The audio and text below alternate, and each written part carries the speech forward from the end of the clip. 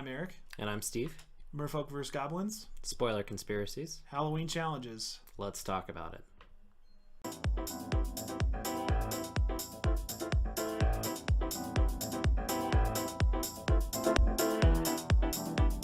Welcome, Planeswalkers, to the Collector Mania YouTube channel. Indeed. Let's get into it. Yeah, so first thing up on our little docket here is the Merfolk vs. Goblins. So the full deck list has been spoiled, I guess. Yeah, so we think. Yeah, because it was on, from what I understand, it was spoiled on like a French distributor's website or something like that, somewhere in France. I don't know, whatever. It's the internet. So of course it picked up real quick. I think they took it down pretty quick, but you know, they got the list. One person gets a screenshot or saves the file or something. Yeah. So I think we just kind of wanted to look at the cards that may be good for like a Goblin / Merfolk EDH deck, because we will be doing the Morph into Commander for this, as we always do, any of the box sets. So there are a few good ones in here. I think the Merfolk got a few really good cards, and then the Goblins got some okay cards. Yeah, maybe one or two that really struck me. Yeah. I think, but you know, we'll see. So first we got here Harbinger of the Tides. Pretty good. It's been reprinted to death. Yeah. So I mean, it's not really an expensive card. It's a decent card in Commander because of the being able to play it at Flash. Yes. I wish it didn't say specify tapped creature, but I mean, for that second ability, not as strong, but it saved me that one game in one of our challenges, if you remember. Yeah, I mean, like you could think of the one creature that might kill you. With, say, like Commander, somebody's assuming you can target it or whatever. Yeah. This is a Prosh killer. Oh yeah, because then they just swing at you with Prosh. You let them sacrifice all their stuff, and then you're just like, okay, I'm gonna bounce it because it's tapped now. Yeah, yeah, that's pretty good to like selectively take away an attacker. Not too bad. Yeah. So next, Master of Waves. This card's crazy good. Yeah. Especially in a mono blue deck. Yes. There's of course the huge amount of time in Standard where mono blue devotion was a really big thing, and I remember that because I think I was playing then too in Standard, and it should have been right before Born to the Gods came out. That's right, because it was like all of the like Night Veil Spectre. There's a blue black with Gary and this guy, and all of a sudden Night Veil Spectre was like a $20 card overnight, which was absolutely ridiculous. Like Judge's Familiar, like good card overall, but was hard to find because everybody's like, oh my god, it's got blue devotion and white devotion and this and that. Like, I think it was the mini. What is it? Is it Sigil Tracer or Curse Catcher? Yeah. And people were trying to track those down, and I think people are still using that card a lot. I mean, it's not bad in Modern, even just one drop sacrifice counter something. Yeah, it's not bad at all. And in two colors too. Yeah. But of course, putting Master Waves makes a lot of sense. A little elemental sub theme. It makes sense for like Merfolk to begin with. He's pretty iconic. They're always turning their lands into elementals, so this works right into it. So, and Devotion Blue and Protection Red. It's kind of interesting that this is against the mono red Goblins deck, and a lot of people have commented on that they put the Ghost Fires in the mono red Goblins deck just to deal with this guy. They put really 3 of them in there. Yeah, I noticed that as well, but I didn't realize that's the only answer for it. So really, unless there's some sort of like weird. I think that's weird it. Artifact. Yeah. I mean, like that they could have included, but this is the one that kind of came to my mind as far as the Warren Instigator Double Strike. It's a mythic from Zendikar. I think it might have had one other reprint. I'm not sure, but deals damage to opponent. You put a Goblin creature from hand into battlefield, so that's pretty good. So I don't know about you, but whenever I think Goblins EDH, I think 1v1. I'm not sure about multiplayer. I've never tried it. I know I've seen a few Krenko decks that work really, really well, but I like it better 1v1 ways. So and this card fits right into there. Yep. Just getting some advantage, and then you think about doing that twice on an empty board, like just short of haste. This guy's a beast. Yeah, exactly. Diplomats, Goblin Diplomats. Not a bad choice. I love this card. It's very political and very fun.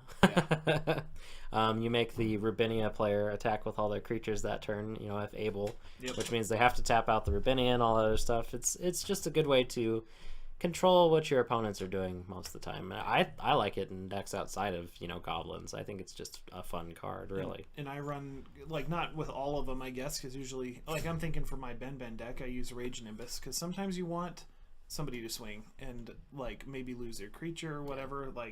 There's a lot of circumstances like that, and especially if you can handle it, or in a Krenko morph, just overwhelm a bunch of Merfolk or something. perfect. Exactly. Good old Rabble Master. Yeah, oh my gosh. This is another one of those cards that hit $20 at some point. Yeah. You know, it's funny to look at these like past standard cards and be like, oh yeah, this was $1 bajillion for a little while. Yeah. I think they handed this one out as either an F&M promo or a buy box. It might have been a buy box promo at the time. Yeah, something like that. I kind of remember that. And you know, you think about how quick this guy.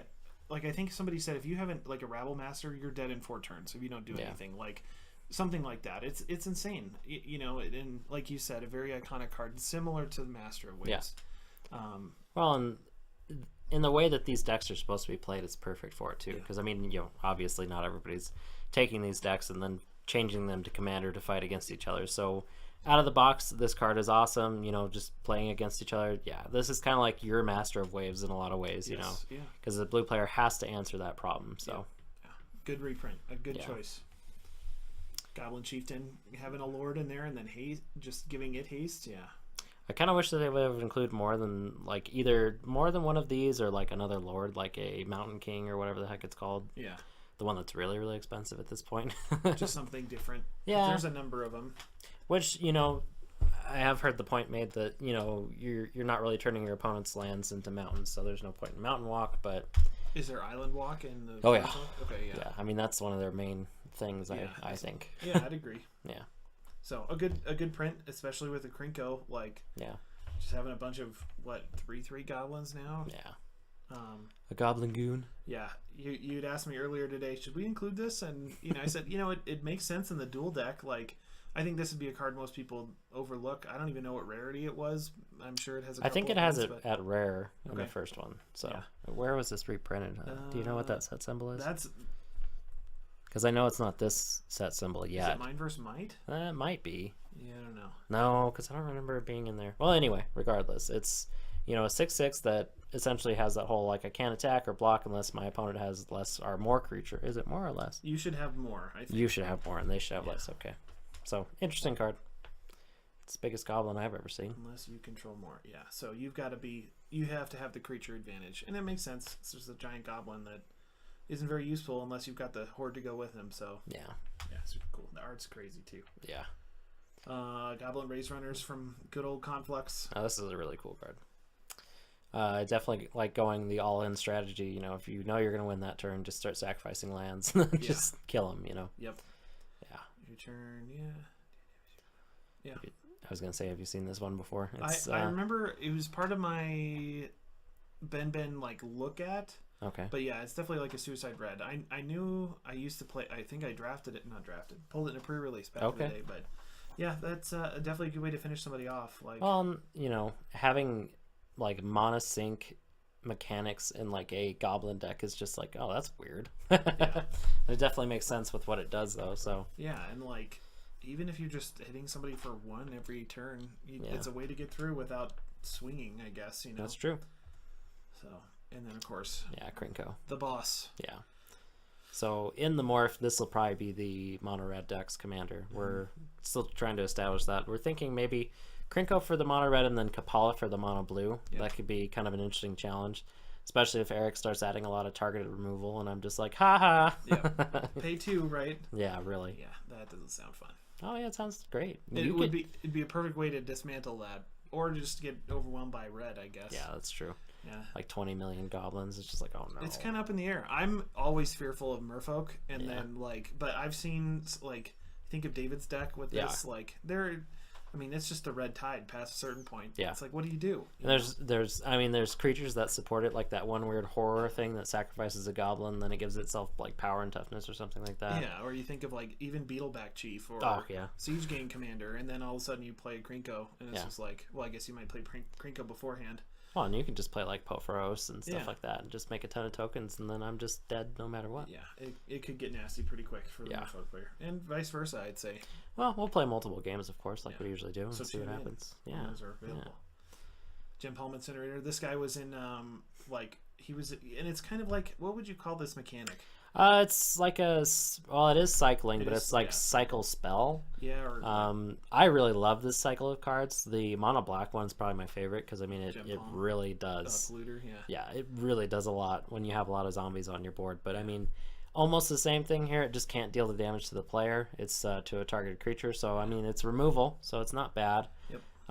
I love cycling cards. I always have. Just being able to get something from different. a card that's almost dead in your hand. Because really, past a certain point, a 2/1 for 3, what's that doing for you? Yeah. When you can discard it, draw a card, and then deal the damage to a creature, I mean, yeah, that's perfect. Yeah, so that's good. And I've thought of the white one for my Darien deck in the past, like, and then definitely the polluter is really key too. He's boppity. It's just a neat group of cards. So. Yeah, I hope they come out with more next time they do cycling. I know they didn't this run, but who knows? Yeah.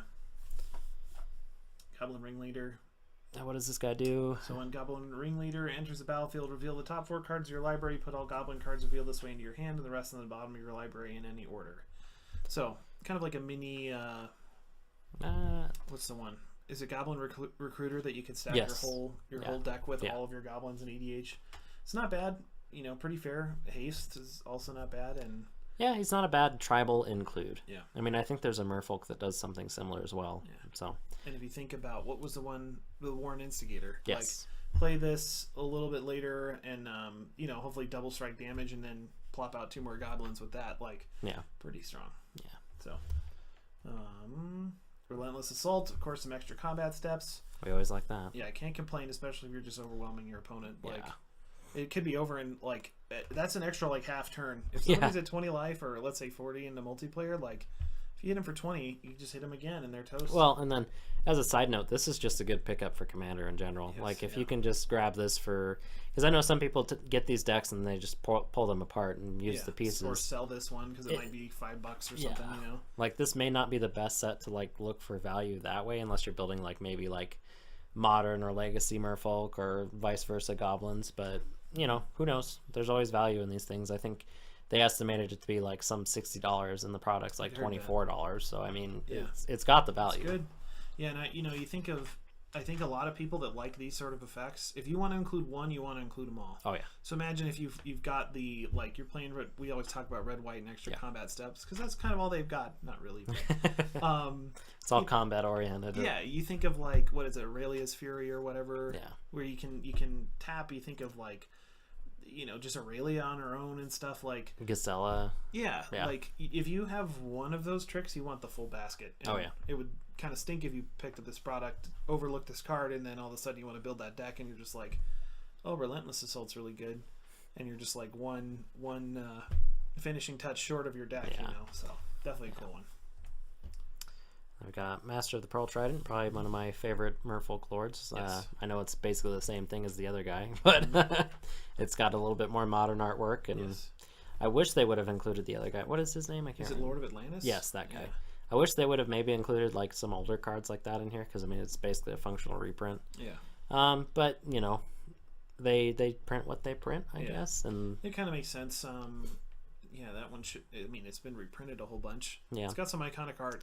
You know. Well, it's $9 still. I mean. Yeah, it could use one. Yeah, I think even this one's like $6. So there was a guy at the shop that I think he knew, like, he played Legacy Merfolk, and he had a number of these, like, a ton.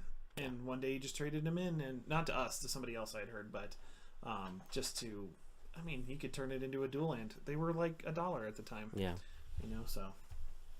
Tidebinder Mage. I remember this guy being in standard. Yeah, I threw this one on the slideshow mainly just because it's played in Modern as a sideboard card for Modern Merfolk, and then I even think Legacy Merfolk plays it as a sideboard option as well. Yeah. So, I mean, it's really good against red or green. It'll shut down like Tarmogoyfs. It'll shut down basically any of those guys. So yeah, pretty good. I remember. I think I may have seen it in a sealed as well, and it was just like, oh my god. Yeah. Because of course I play red or green. You know? Yeah. So get you. Yeah. And there's a Merfolk Sovereign, another good lord. Yep. Obviously, giving one of your Merfolk unblockable until the end of turn is great. There's a few cards in here that really will help you in that strategy. Like there's that one that gets +1/+1 for each untapped permanent that untap that turn or whatever. There's a few other ones too. Like there's even a Merfolk that says whenever you play another Merfolk spell, you untap another permanent. So I mean, just go crazy. Yeah, exactly. Yeah, that'd be really good. Yeah, just like a mini evasion. Yep. And Marrow Reedury, another really just good lord. Like 5 lords for Merfolk. There's quite a few. That's why I'm thinking that I wish that they would have included a few more Goblin lords, because there's like one. Yeah. I mean, there's probably at least one other. Yeah, like you said, the Goblin War Chief and the Goblin King, I think. Well, I mean, there's quite a few. Or that come to mind. I mean, like, why wouldn't you just put that guy in there? Yeah, I think. Goblin Rabblemaster is like a pseudo lord, but it's not really the same. I mean, it kind of it has a huge downside attached to it, where you have to attack each turn, all that stuff. You know, opens you up to things like Aetherize and blah blah blah. Yeah, that's pretty good. Yeah. Boy, offensive, defensive. Lord. Super good. Yeah. And this is a interesting card that I hadn't really seen before, but it's essentially the same as the Goblin card that we talked about earlier. Yeah. So look at the top 4 cards, and then you put all Merfolk cards revealed this way into your hand, and the rest on the bottom of your library. That's pretty good. You don't really care about the second ability, because the first ability is what you're after. So yeah, that's a fair include. Yeah, sometimes you just need guys. Yeah, that's interesting from Apocalypse. I didn't know that existed, but Mind Spring. I wish. I mean, Sphinx's Rev was a great card. Yeah, but this card was so good, and then they just like nobody cares about Mind Spring anymore. Yeah, Blue Sun Zenith, and then Sphinx's Revelation. That kicked that card in the pants. That's for sure. Did. It's just like, what, sorcery speed? What are you even talking about? You don't even gain life. It's like, what kind of card is this? It's beautiful though, and it reminds me when I first started playing. But I had it on my Shroom deck for a long time. I still like playing it. Yeah, personally. It's good, and especially in blue. I know we're talking about mono blue. Yeah, it's good. You just include that and Blue Sun Zenith. Yeah, why not? Misdirection. I remember before this was reprinted, it was actually kind of expensive, and now it's like 15 cents. I think, it's in Conspiracy. That's maybe Conspiracy not 15 cents. That might be a little bit. I mean, still, it's a couple of bucks when it was more than that. Yeah, and it's good. You know, it's not bad. You know. Well, I think of the caliber spells that we have nowadays, and this just isn't. Yeah, I think it was from Scourge or something a long time ago. Yeah. And it's definitely a long. I mean, that could definitely blow somebody out, but on its own, like. Oh yeah. And especially in a dual deck environment, yeah. like I guess here's my question: there. Would you, as a Merfolk blue player, if you follow our morph, or if you build the roadmap for any viewer, would you keep this? Yeah, I probably would. Okay, it wouldn't be bad. Mono blue, it's not bad at all. No, especially if you have the cards to pitch to it. Whereas like you start going to blue white or something like that, and it's just like yeah. And I'm thinking, how my tricks in red? Do you think of Banefire? I can't counter that. Too bad. It's I'll just I'll just swing this at you. I'll change that single target to you as the target. Aqueduct will Aquatex. Yeah, I guess they're like Aqua Architects. Aquatex will. They sing Barbie Girl and do a whole bunch of enchanting. Flood counters. Oh no, it's not enchanting. It's just counters. Okay, yeah. So tribal sorcery. You turn one of your opponent's lands into a island with a flood counter. We learned about that in our last. Commander challenge. So this is a much more fair way to do that, where it's just one land, but that's really all you need, especially talking the 1v1 approach of this product. So plus you get to draw a card if you have a Merfolk. Not a bad card to draw. I would definitely include this in the list for the morph. And it doesn't take away your opponent's other land types or their hope and dreams and their will to live. I don't know if that video is on the internet yet, but oh really? I don't think so. Oops. Well, there's a little bit of a spoiler for you guys. The next commander challenge that'll go up for the tribal iteration will be pretty boppity. So I hope you tune into that. Kylie is over here shaking his head. Kylie and Greg are both here, and I think we'll all be like traumatized flipping through somebody's trade binder and then a Quicksilver fountain. I don't know. I had a lot of fun. So. Yeah, it was very interesting. I politics my way out of a whole lot of stuff on that one. So, not on purpose though. Really quick, I'm going to go back. Yes. So for a second, we kind of wanted to talk about the spoiler conspiracy. There's a lot of people that talk about how, as we talked about in the opening of the episode, there was like a little blip of, I guess, spoiler, or I wouldn't even call it a spoiler, like a leak, essentially. Yeah, a leak. There's a prevailing opinion that this is actually just Wizards, like, trying to, like, hype it up. Yeah, hype it up, beef up all their stuff. Obviously the Ixalan wasn't them.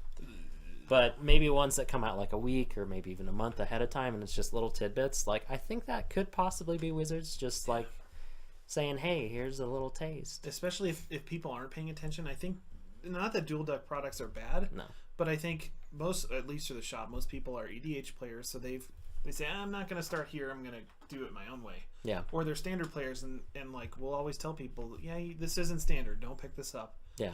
But I think that this would be maybe a good time to do that, where they say, okay, nobody's paying attention, Iconic spoiled, like, the next sets in January, like, send it out, you know? Yeah, really. Put up the list, because, I mean, I guess a lot of people have talked about how the spoilers for this should come out, like, in the next 2 weeks or so. They said the 30th on the one website I saw. Yeah, so, I mean, it's really not that far off. No. It's pretty close, and that's what kind of sways me over to this. This might be just Wizards saying, hey, just leak this. Yeah, just put it out there. Just throw it out there so people can kind of, like, speculate on it. Yeah. But, I mean, I think it happened, too, in, like, the Commander products. I mean, if you think about it, those dinosaurs, or was it the dragons coming out a little early? Might have been them. Mm-hmm. You know, I know that's pretty early, but yeah, you never know. And we'd mentioned, and just to kind of throw another thing in, we have Games Workshop products at the store. One thing that is always seen is images from a magazine of monthly publication of what's to come, like 2 weeks before it's out, and it's in a different language. And how often do you see like a Japanese version of a card that isn't fully translated, like Vana was in Japanese and the name was wrong for a little bit. And it's like, you know, maybe the security isn't as tight in another country where somebody could snap a whole picture of Ixalan or something. And like you said, they may not care. It's just like, this is just a stupid card game. Why am I? Yeah. Okay. The boss said print these and cut them up. Like, yeah. Okay, here's a photo. Yeah. So I wouldn't, you know, it wouldn't be super surprising. No. Yeah, it'd be curious. I doubt we'll ever find anything out about it, but it's fun to speculate. I think the main tell for me, and maybe like a lot of other people that I guess have talked about this, is that Wizards hasn't said anything about this. Yeah. You know, usually when it's like a big issue, they're just like, blah blah blah. We need to make a statement. Blah blah blah. Ban somebody. Yeah. Yeah, like, really. Figure out who this is. Like 20 judges need to be banned in Ohio or something. Yeah. You know. And that's true. You think of like New Phyrexia, that happened, and then of course Ixalan, and they were even coming after Facebook groups that talked about it. Yeah. Or like posted it amongst themselves. Like, and of course it makes sense. They want to kind of stem the tide, I guess. Well, and once it's, I mean, unfortunately, like we talked about earlier, once it's out, it's out. Yeah, you can't do it really anything about it. You might as well just embrace it at that point and just be like, okay, here you go. And I'd be curious to see, like, and again, we won't know. It's fun to just think about, but if they do this on purpose, they might even kick up dust over that, you know. Yeah, that's true. So last topic. Just real quick, we were going to talk about our Halloween challenges that are coming up. Yes. We're actually going to record one of them here coming up. And essentially what we're going to do is we're going to do like an arch enemy setup where one of us is going to be playing like a zombies focused deck, and then we're going to actually have like a flip deck, which is right here, of just tokens and lands. And essentially what we're going to do is we're going to flip tokens until we hit a land. And that's going to be how many zombies you get that turn. We're going to start this on turn 4 because, you know, turn 1 getting like 5 2/2s might be really, really oppressive. Or going on a big run and it's like, oh, there's 13 2/2s and a 4/4. Like, the game would be over pretty quick. So, I mean, we kind of figured this is like a scheme deck in a way. We didn't want to use the schemes just because there's so many cards related to other sets, like the Nicol Bolas one just has a whole bunch of Nicol Bolas stuff, and it's just like, But really, like, this kind of came from, I don't know where, Seth had it years ago. Yeah. It was like a 200 card deck. It had all the good, like essentially what you would build a zombie EDH deck out of. Yeah. Took that all together, mixed with a whole bunch of tokens. It was like 200 cards. And he would do that. You'd peel through it. Any token you got came into play till you hit a non-token card. And then you would go from there. This is a little bit different. It's got a deck at the helm. There's like essentially just that separate deck. So we were having a little bit of trouble with deciding what we wanted to do as far as like mana, because there's so many activated abilities in the zombie deck. So eventually we just decided to run it as its own separate side deck. Scheme, like you said. Yeah, just it makes it a lot easier for us. I think it'll make it a lot more understandable for the viewers. Yes, I agree. We'll find out, of course. Our first game will be the first time we've tried it, so that should be interesting as well. I don't know who's gonna want to helmet. Maybe Greg or Kylie. I think we can go run through all of us and just to talk on the other side, because this is one part of it. Yeah. The other side is what we've morphed from, or you've even taken it a step further from Archenemy Nicol Bolas. Yes. So basically, Which part are you talking about? The like human themed decks. Oh, okay, yeah. So the 3 decks that are going to be challenging the zombie deck are actually from my Nicol Archenemy EDH set. I guess that's what we'll call it. So they're kind of, I wouldn't quite say they're vanilla. They're probably French vanilla. They're not really like double churned. Yeah, they're not like super boppity. So it's really going to give them a challenge because 3v1 obviously is always kind of like yeah. I mean, we'll see, of course, because the decks aren't bad. But just in case you wanted to know about that, essentially all I did was take those decks that came out of that product, turn them into EDH decks, and then put them all together in a set. So now whenever I want to play that, I can just break those out. Somebody's the arch enemy, then there's three players against one. Yep. I've played like maybe 4 or 5 games at this point with it, and it's amazing. And like you said, it's kind of a bundle. Like yeah. Nobody is like more powerful than the other. Well, obviously the arch enemy is more powerful, but they're kept in check. Mm-hmm. So no one's really like way ahead. And I'm really actually planning on doing this with the Explorers of Ixalan as well. That way there's just 4 decks, pre-made decks that you just sit down with a couple of friends with and just play. There's no like overloaded Cyclonic Rifts or Pophoroses, coming up at you, or Rabinias. Massive board wipes to just shut down. Kylie shakes his head. That sort of thing. So, but yeah, we'll be filming that, of course, as soon as Explorers comes out. We'll probably do an out of the box gameplay on that, and then we'll do the morph as well. And then the last Halloween challenge I think we wanted to talk about was essentially we are all going to play like a Halloween trope tribe. I think I'm going to play zombies. You're going to play werewolves. Kylie's going to play ooze horrors. And Greg, what are you playing? Witches. Oh, Greg's playing witches. Yeah. Oh, he's going to put a hex on us. Yeah. So one more thing there, kind of a more straightforward Commander gameplay, like episode, I guess. Yeah. So. Yeah, it should be fun though. Yes, indeed. Yeah. I'm excited. Yeah, me too. There's a lot going on this month. That's for sure. Yeah, that's true. You think of November being the next big stuff for Magic, and it's like I don't even do all this stuff. I don't even want to start thinking about that. Yeah. So I think the thing that we're going to really roll into as far as November is with Iconic Masters. I think we're going to try and do a draft. Yep. So, I mean, we're looking for feedback on that maybe if you guys are interested. Instead of like a Commander challenge build, we're just going to do a straight draft with the 4 of us and then see what happens there. I just think that would be a little bit more interesting because there's not directly like a Commander theme for it. Yeah. And I think overall it would just be more like accessible. Like it's meant to draft or play sealed, not tear apart and build Commander decks. Yeah. Of course, you certainly can. Like, oh yeah, there's a lot of really good really Commander good cards in here, and I'll be because I think we'll be drafting my box most likely, so I'll be interested to see what people get. What you get, yeah. There'll be that sleeve set aside for just that foil mana leak, we're not mana drain. Mana drain, that's what I mean. Yeah, sorry. Blah. That foil mana leak. $2 foil may not be in the set versus you all know what I meant. Yes, we all did. But and then Merfolk vs. Goblins with gameplay, and then Morph, and there's one other thing, Explorers.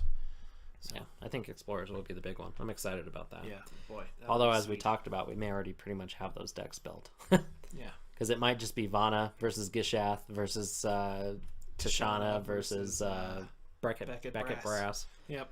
Maybe we should hold off on the Explorers and wait till Rivals comes out. Maybe so. That might be a bad idea. I don't know. Leave us a comment. Yeah. Tell us what you think. So what do you think, Steve? I think we've talked about it. I think we have talked about it. I almost forgot my line. It's the name of the podcast. Alrighty, guys. Well, thanks for joining us again, and thank you, Steve. Yep. Tune into all those things we mentioned, and we'll see you guys next time. Yep. Peace.